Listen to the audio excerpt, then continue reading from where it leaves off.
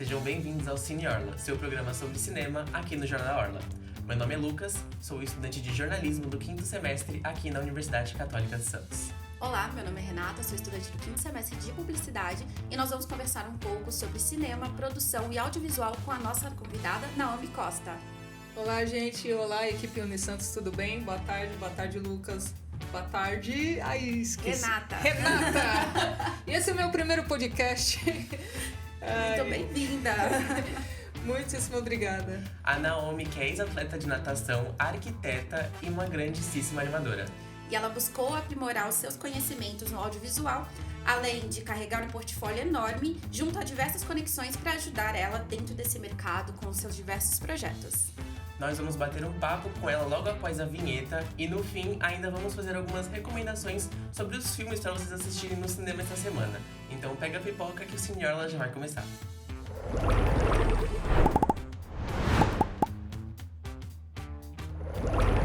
Prazer, Naomi, é uma honra ter você aqui. E Naomi, conta pra gente primeiramente como que foi o seu caminho, da onde surgiu o cinema na sua vida? Olha, eu já sou apaixonada por cinema. Eu acho que começou pelos desenhos, né, gente? Eu acho que a maioria da gente, assim, quando criança, na televisão, eu costumava assistir várias vezes desenho da Disney, da Warner, enfim, eu sempre fui muito fã.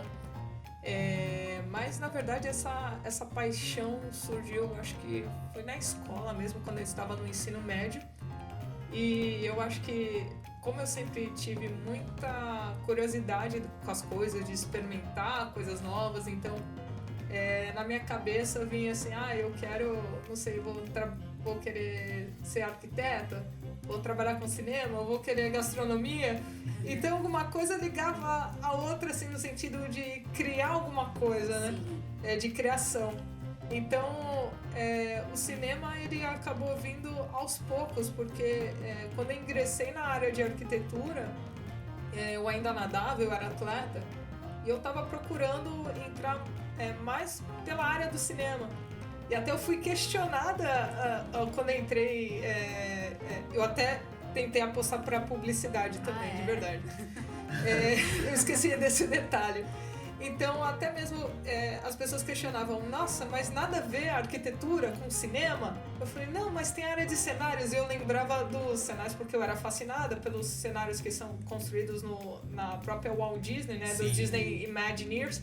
Então eu ficava fascinado, eu falei, nossa, um dia eu quero fazer parte de uma equipe como essa, tal, porque tem área para isso, né? Na verdade é um departamento gigantesco, né? Então eu ficava com esse foco, só que ao longo do tempo isso foi mudando aos poucos. Quando eu estava na faculdade, aí eu comecei ao mesmo tempo que era livros de arquitetura, livros de cinema também que eu buscava na biblioteca. Era o refúgio. Ou eu estava fazendo contato com alguma pessoa da área de cinema para eu entender como é que ingressava nessa área. Não tinha jeito, sempre estava ali, né? Não tinha jeito. Então, assim, tinha gente que falava assim, enquanto tinha gente indo pra área de interiores, obras, não era uma coisa assim que eu falava, nossa, e até me perguntava, não, mas você não tá na faculdade certa?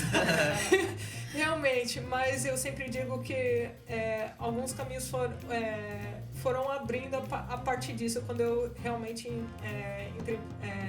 escolhi essa parte de cinema. Pra você, né? Exato. Sempre com um pezinho ali, então, um pezinho aqui em arquitetura, mas um pezão lá em cinema. Uma alma criativa.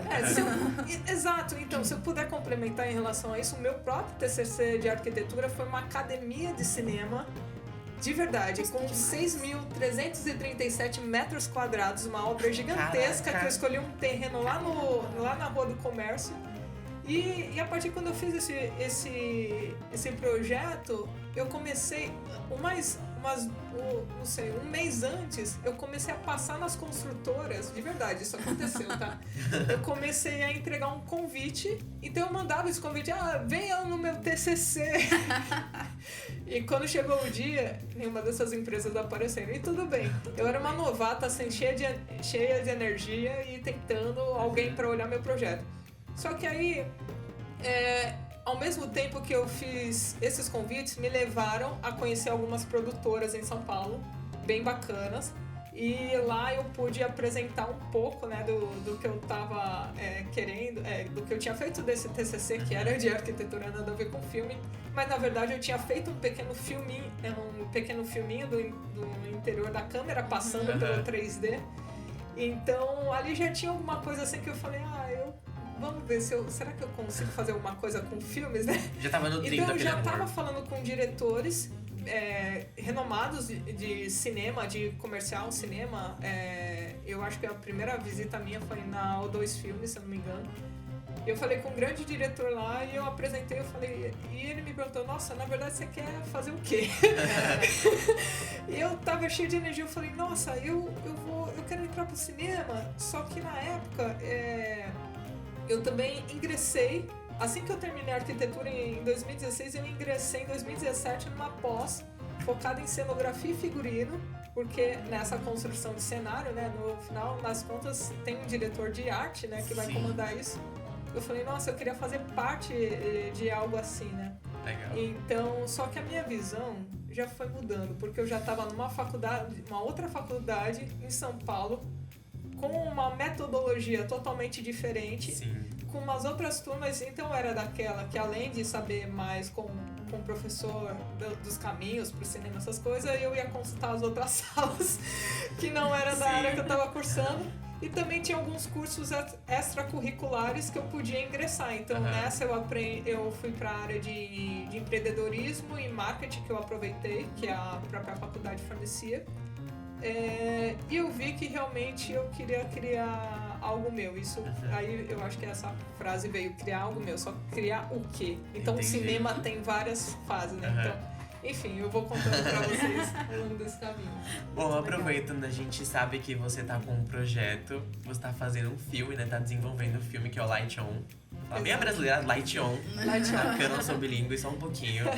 E eu queria saber se você podia contar um pouquinho pra gente do que se trata, sobre o que é, como começou, por que começou. Conta um pouquinho desse projeto pra gente. Isso é uma jornada aí de 7 anos, gente. Pega a pipoca. Caraca!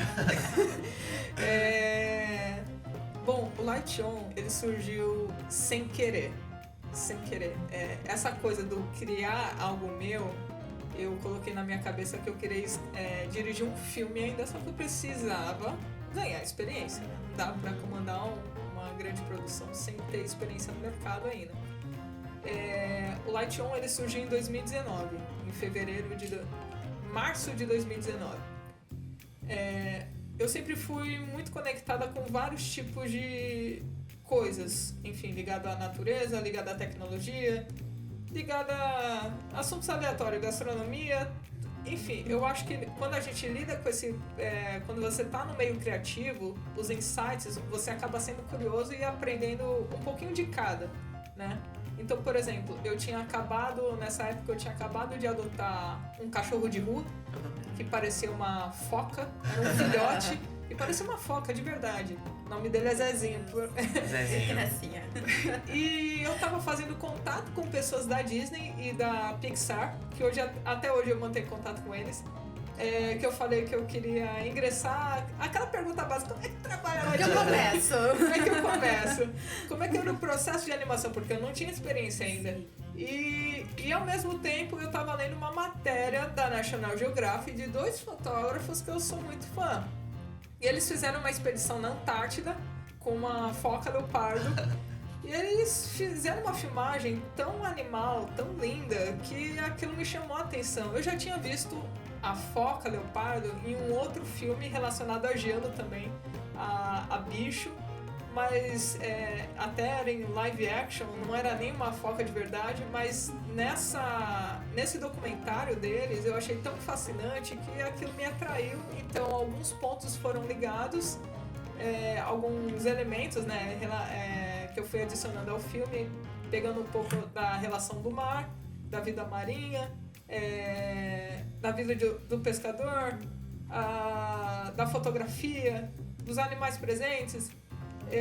E ali eu acabei escrevendo em março, né? Comecei em março, o meu cachorro chegou em fevereiro e eu tava praticamente numa cafeteria com meus pais e eu tinha acabado de comprar um material de desenho. Eu nunca fui desenhista de fato, eu nunca fiquei o dia inteiro desenhando.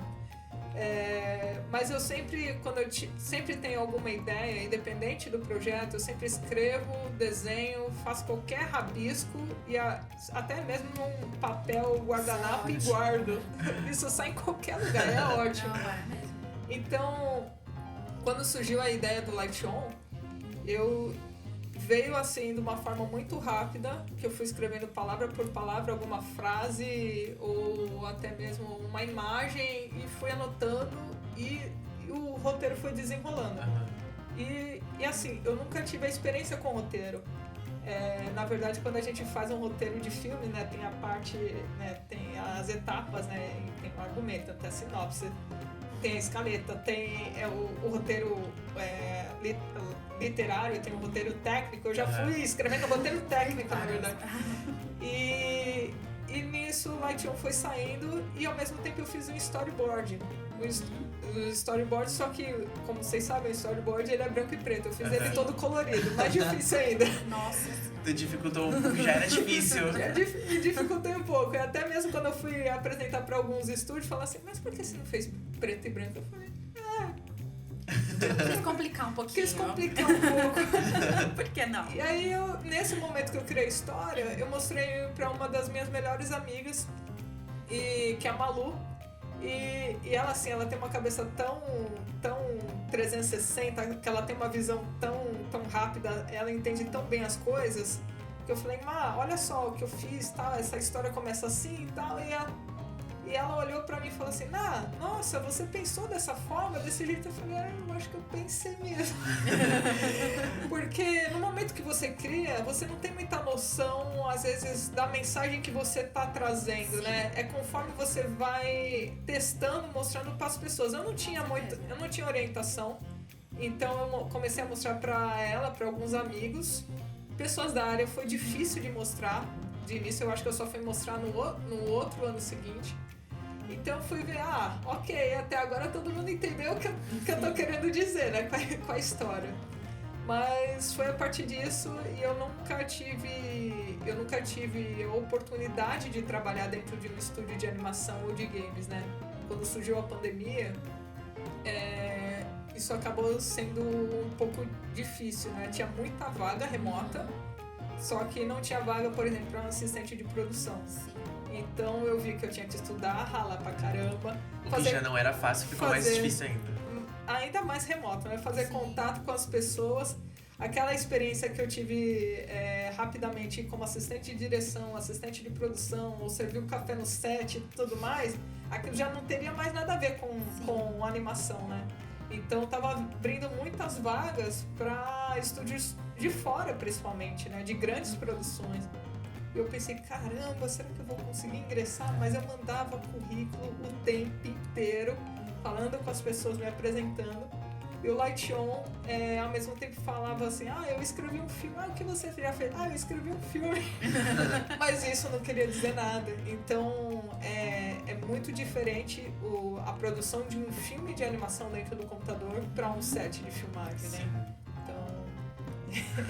Eu ia até te perguntar qual era o significado do mar e da foca na história, mas acho que você já deu um spoiler. Você pode dizer que o Zezinho foi importante para a escolha da foca?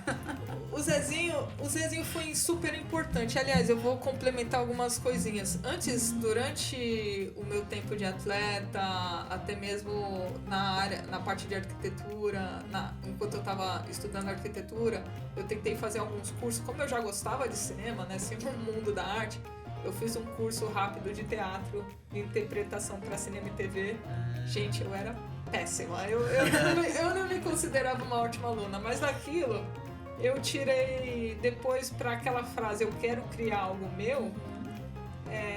Por exemplo, quando eu escrevi, o Light On não foi o primeiro roteiro. Antes eu tinha escrito um live action chamado Meus Pés Descalços, um filme que eu me atrevi a escrever 110 páginas. Nossa! E ele nunca... exato. mas vamos focar no light show. É light show, é.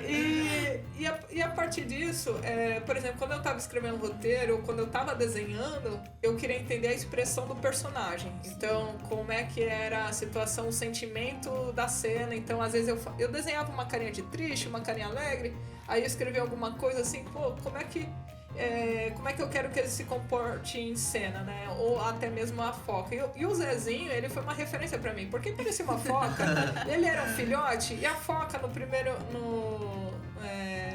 dizer, começo do filme, né? Ela é um filhote. Então, ela é um animal como se fosse um cachorro dentro d'água. Então eu ficava observando o Zezinho e entendendo, pô, e se eu fizesse assim desse jeito, né? Pra ter uma interação, porque é uma foca diferente das outras espécies, então ela ter uma interação grande com o personagem também seria um grande desafio na hora da produção também, né? Sim. Principalmente um grande trabalho para os animadores. E respondendo a questão do mar, né? Eu sempre fui apaixonada pela natureza de modo geral. Eu herdei isso dos meus pais mesmo, e isso veio através do esporte, da natação, depois outras modalidades aquáticas, até os trajetos que eu fazia sozinha, ou treinando pelo mar, enfim, isso sempre veio naturalmente comigo. Mas no tempo que eu estava buscando trabalho, buscando experiência no audiovisual, ao mesmo tempo eu estava prestando concurso público. Eu estava prestando para a área de arquitetura da Marinha do Brasil. Caraca! Então, para todos os lados, porque é aquele medo de paz com medo de estabilidade, essas Sim. coisas. E realmente, a Marinha realmente me encantava, a história da Marinha me encantava. E eu pensava, eu falei, nossa, seria muito demais, né? Eu ter uma vida estabilizada, super bem na carreira, aí eu faço meu filme depois, só que era super difícil, enfim, qualquer coisa, mas não era a minha paixão. Então eu tava mais assim, poxa, será que realmente é aquilo? Só que a questão da Marinha foi por conta que tem uma parte que você estuda sobre os barcos. Sobre os diferentes tipos de navios, de barco e tecnologia que usavam na época, né? Muito antiga. Então isso até mesmo me atraiu a frequentar eventos que, por exemplo, o Boat Show que tem em São Paulo, já fui várias vezes para esse evento. Tudo bem que não tem nada a ver com o cenário que a gente tem assim, em relação aos barcos que a gente tem no filme, mas eu tô contando bastante detalhe, hein? Olha o spoiler. Mas isso me ajudou a entender os espaços, ou seja, pensando um pouco na parte de arquitetura também, o que eu queria ver em cena. Então, isso te ajuda a trazer uma memória daquilo que você está construindo, do que você quer ver em cena. Seja os personagens, seja o objeto. Então, isso tudo ajuda demais, sabe? No fim, a arquitetura ficou bem presente no que você tá fazendo ainda, né? Porque é bom ter uma noção de arquitetura quando você tá montando um 3D, né? Sim, sim. É importante. Sim. Aproveitando, isso pode ser uma resposta da pergunta que eu vou fazer agora, então vou aproveitar. Mas quais foram, assim, os desafios que você enfrentou no começo do projeto e quais você ainda tá enfrentando pra produzir isso? Eu acho que para qualquer pessoa que tenha uma ideia que acredite que isso é muito boa, há vários desafios, né? Mas eu acho que o principal é a questão de investimento. É a questão de investimento, porque você pode ter a melhor ideia do mundo, mas se você não tiver coragem para correr atrás, saber se comunicar com as pessoas, treinar esse lado de como se apresentar. Por exemplo, eu vim da arquitetura, eu fui pro audiovisual, mas eu também tive que estudar a parte de comunicação e marketing. Só que eu não estou dizendo que eu sou uma expert nisso, mas eu tinha que entender esse caminho para eu ver o que realmente a empresa como ela quer aparecer. Sim. Também, né? Então, eu acho que o investimento, o patrocínio principalmente até mesmo para você se inscrever em algum edital também. É complicado quando você tá sozinho nessa e você tem que entender todo o processo, fazer tudo o que pedem. Então, eu sabia que se eu conseguisse passar em algum edital, eu já sabia que a verba seria bem pequena. O meu medo era não conseguir terminar o filme, não conseguir contratar gente boa para trabalhar, porque ia ser também tudo remoto, então eu não ia estar vendo as pessoas também.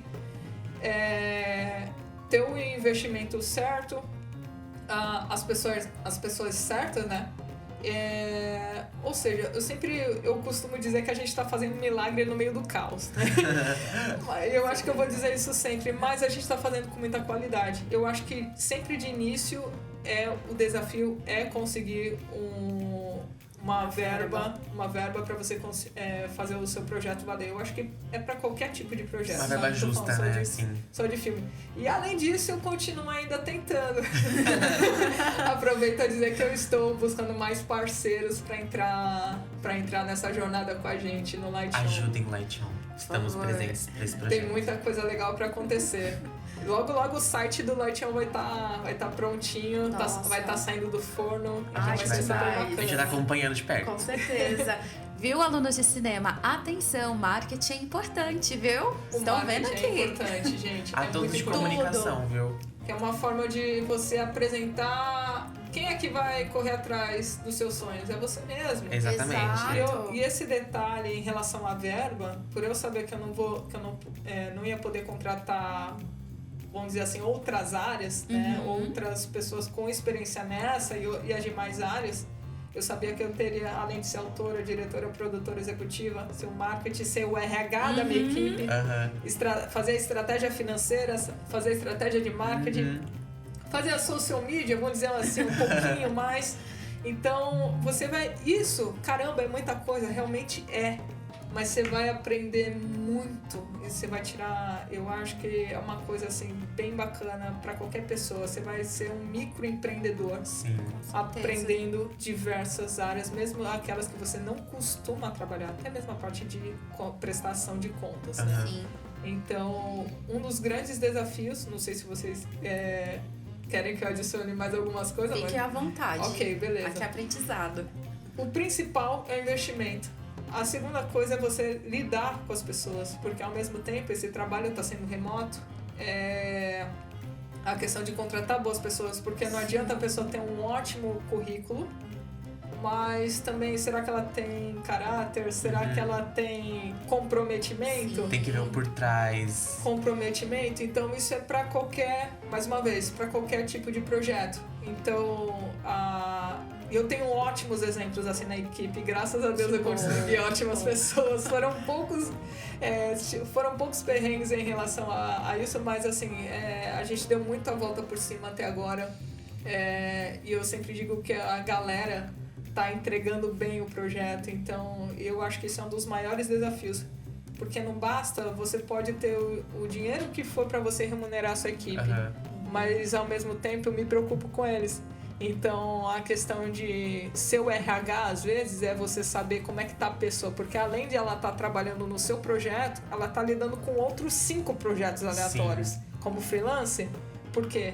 O mercado tá difícil, então eu tive que entender o cenário deles também, não só a vida deles. Layoffs, né? Demissões em massa.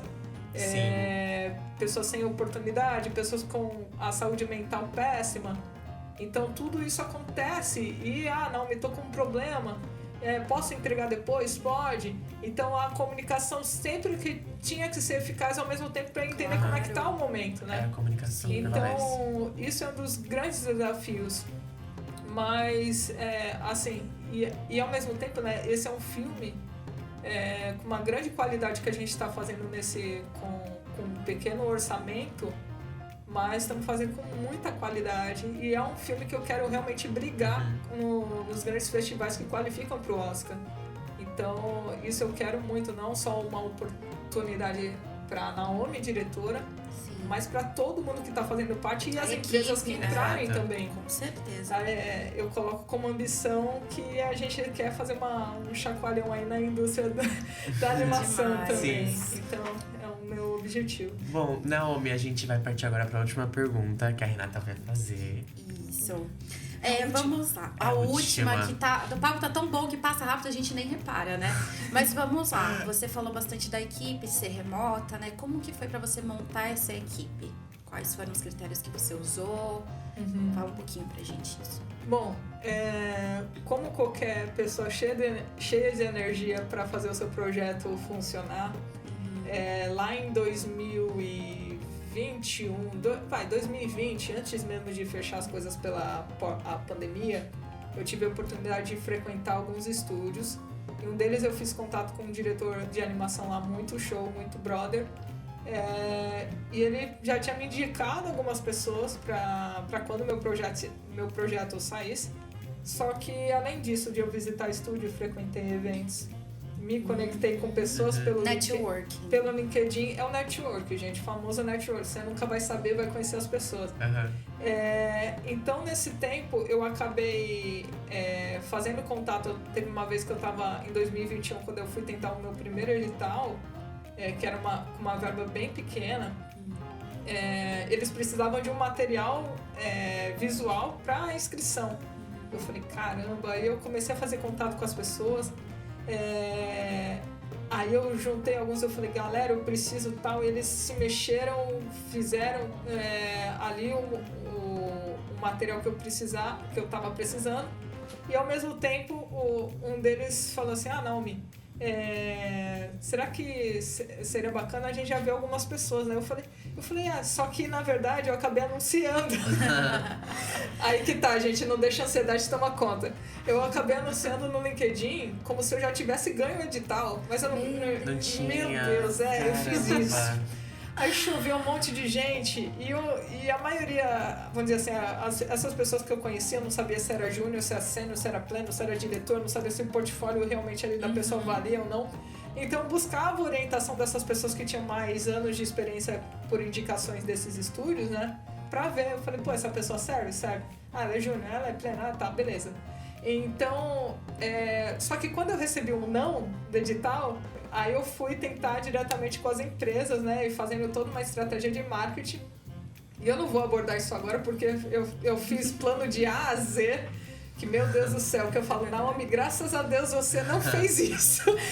Então, ao longo desse tempo, essas pessoas que estão trabalhando comigo hoje, quando o filme começou em junho do ano passado, em abril eu fiz contato com elas, com essas que eu guardei tudo numa planilhinha. Eu falei, oi, eu sou a Naomi, falamos em 2021. Então, o meu filme vai começar em junho, você quer fazer parte? Como é que tá a sua agenda? E essas pessoas olharam pra mim e falaram, caraca, você lembrou de mim? E eu falei, que no mercado não costuma fazer isso. Eu falei, eu faço. E isso é importante, sabe? Então, a maioria dessas pessoas que eu conheci lá atrás entraram. Algumas entraram ali na hora por indicação e tal, mas essas foram muito legais. E tem gente que já tá quase 10 meses no projeto e tá mandando super bem, sabe? Então, e teve etapas, principalmente a etapa de animação, que é a etapa onde a gente tem que deixar os personagens vivos, né, pra trazer aquela emoção. Eu digo que é a cereja do bolo, né? Eu tava fazendo umas 10 entrevistas por dia, isso em dezembro. Nossa. Assim, e eu tava com 3 supervisores bem renomados no mercado, e eles estavam me ajudando a ver esses portfólios. E eles falaram assim, não, esse aqui é legal, esse aqui é legal, esse aqui não é legal, esse aqui é legal. E eu tava apresentando, só que assim, eu não estava só apresentando o projeto, eu estava tentando vender, porque a verba já era pequena. Então, mais uma vez, eu estava vendendo, porque é difícil convencer esse pessoal que realmente ou já está empregado ou está procurando emprego para entrar num projeto como esse, porque é duro pra caramba. Então, eu tava ali apresentando e foi assim, conhecendo, olhando o LinkedIn e fazendo contato com as pessoas.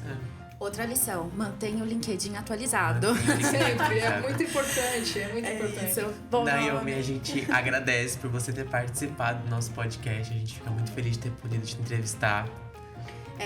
Então, obrigada mais uma vez por estar aqui com a gente. Quer deixar uma última mensagem rapidinho? Divulgar suas redes sociais, conta pra gente seu Instagram, seu LinkedIn, conta pra gente tudo. Legal, eu que agradeço a oportunidade, a equipe Unisantos também.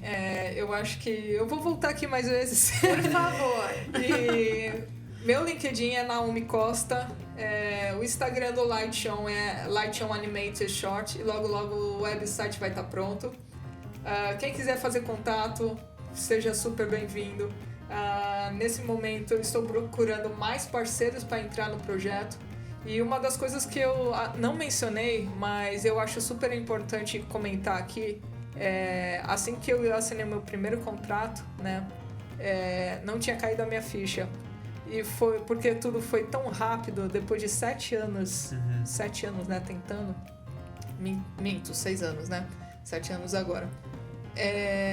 Uma dessas empresas foi a Asia Shipping, uma empresa brasileira multinacional que acreditou no projeto e a forma como eles entraram foi uma forma espetacular de como eles acreditaram no projeto.